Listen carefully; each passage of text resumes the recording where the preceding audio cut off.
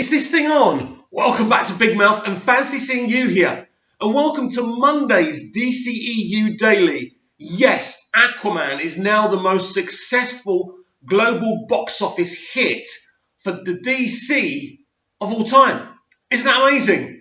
The film that was going to struggle, that wasn't going to be able to compete with Mary Poppins Returns and Spider-Man Into the Spider-Verse and Bumblebee has beaten everyone this Christmas and also has beaten every single DC film, easily beaten every DCEU film globally. This is amazing. This is our Avengers Ensemble. It's as simple as that. No, it's not a get-together. It's not the Justice League that everyone kind of assumed would do really well. But this film was a well-thought-out piece by a director, by a couple of writers. Everybody loves the actor, Jason Momoa. Everyone loves Amber Heard. Everyone chose this film. And let me explain to you why, pundits and SJWs. Because you had an actor everybody likes, right? They'd already seen him. Just like they'd already seen Black Panther in Civil War. Just like they'd already seen Spider-Man in Civil War. So basically they saw him, they liked what they saw, and they were always going to go and watch Aquaman, and they didn't really care about the state of the film. But the film is really good. It's not the greatest CBM of all time, nowhere near, but it's a very good, enjoyable CBM. No question about it. But James Wan's creativity within the film, the visuals, the way he shot it, you know, the whole thing with Black Manta when it's a whole shot, when they're running, it's just beautiful. It's a really groundbreaking, you know, in the term of the director, it's a groundbreaking film, and it's not being nominated for an Oscar, right? Now, I'll go into Black Panther on another video if I've got time later, because I have a lot to say, especially with what happened to Wonder Woman last year, which was outrageous. We talk about representation. You talk about Wonder Woman, a superior film to Black Panther, one of the best CBMs ever made, and it got nothing. No recognition, no nothing. The only recognition it got is from us, the fans, and its box office and the way we talk about it. We don't love Wonder Woman because it's a female lead and we're going, oh, female lead. No, because the film is fucking brilliant and it deserves all the plaudits. Patty Jenkins isn't loved because she's a woman, because she's a great director. Hollywood now, Time's Up, right? Time's Up are doing this initiative, right? Only 4% of directors are female in Hollywood. Pretty disgusting, right? Even me, who hates virtue signaling, right? 4% of women, right? So basically, they're doing this challenge. So J.J. Abrams was like, quote tweeting them, yes, sign me up. So what I said to J.J. on Twitter, and of course I didn't get a reply, but what I said to him was, if you need a challenge to employ female directors, then really you've already failed the challenge. And that's what I think. It's just about looking good and saying, hey, if Trump wasn't the president, they wouldn't even be doing this. I can't stand Trump, by the way, but this is, once he's not president anymore, all this is going to go out the window. And this is what I don't like. They don't care. So I know we're kind of flipping off the subject here a bit, but we are talking about Patty Jenkins, probably the best female director. There's not many of them, is there? But Warner Brothers are actually winning with female directors. We've got another female director doing Batwoman. In fact, the company who did Bumblebee, right? So, although it wasn't a woman, it was a female who wrote it, right? But still a really good screenplay. It's actually other companies, apart from Disney, that are leading the way.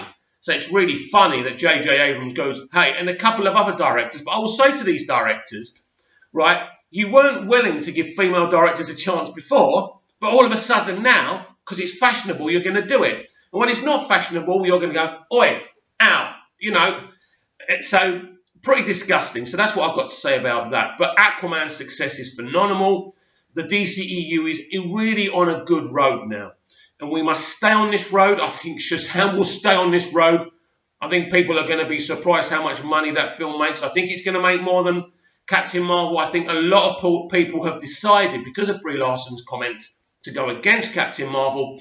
And this is really good for the DCEU. This is really good because the release dates, the gap between the release dates of Captain Marvel and Shazam are like 3 or 4 weeks. It's nothing. So if Captain Marvel's coming out first, right? So Shazam comes in, right, and say it topples because Captain Marvel's going to be #1 because there's going to be nothing else out. So if Shazam actually topples Captain Marvel from the #1 spot, ooh, it's going to be interesting. I can't wait to see what happens. As you know, I've seen the test screening of Shazam. I was really impressed. Whatever you hear, the plaudits are not good enough. But really lots of funny stuff going on right now. Of course, David F. Sandberg's hilarious. And he showed like an old clip of Shazam. And he was like saying, say the magic words. So I'm assuming a trailer is coming very soon. So I quote tweeted that and said, please, Mr. Sandberg, may we have a trailer? Just being funny. I love David F. Sandberg. He's just so funny, isn't he? Brilliant. So just imagine how funny this film's going to be when you see it. It had me cracking up, and I haven't seen the theatrical cut. So it's going to, look, such a massive DCEU fan, as you know. Every time someone says Man of Steel or Batman v Superman, I'm like, because it's so exciting. This is such a fabulous franchise. Forget about Justice League. Everyone makes a mistake. What was the MCU's big mistake? The Incredible Hulk, wasn't it? I mean, that's still part of that franchise, but it's nothing. And that's like Justice League, isn't it? It doesn't really fit, really. And nor does the Incredible Hulk. You don't even have the same actor there anymore. So everyone makes mistakes in franchises. You have to start somewhere. But apart from Justice League, and as I've always said, Justice League is still okay in places. So nothing has to be perfect. Nothing has to be flawless. Films are made by human beings. Now, I'm going to go off topic a little bit and talk about the Joker movie, because the writer for the Joker movie said that she actually said that they were rewriting while shooting the Joker. Now, this is very interesting. This happens more than you know, especially these days. You see, in the old days, when you made a film, you'd write your screenplay, you'd edit it, you'd do a few rewrites, then you'd do it. And these days, they're so obsessed with what audience are going to think, because there's much more riding on it than there was in the past. Because basically, superhero comic book movies, that's all there is now in the movie industry. There's nothing else that really makes money. They've killed it. They've saturated the actual movie industry because there's not a balance, a mixture of films. It's all about the superhero movie. So if they don't make their money off them, they're not going to make any money. So they're so obsessed with finding out what people think. So I suppose if people on the internet were going blah, blah, blah, then they will be, I suppose. But what I love about the Joker movie is nobody actually knows what this film's going to be. And I predict whatever trailers we get, they're not going to reveal jack. And I don't want them to. I don't want them to reveal a thing. Now, here's an interesting rumour for you. Christian Bale in The Batman. Christian Bale in The Batman. This is a rumour. This isn't a fact. A couple of people have told me this. I personally don't believe them. I'm going to be honest. I don't believe them. If Christian Bale, right, was in The Batman, this is what I would do. Basically, that's what I would do, everyone, because Christian Bale's Batman was amazing. Christian Bale was amazing. And to think that he could be in The Batman, which is not even going to be called that, would be amazing. Now, interesting, apparently, am I too far back? Apparently, Henry Cavill has signed up for 4 appearances, or will be in 4 DCEU films. I don't know if that includes A Man of Steel 2.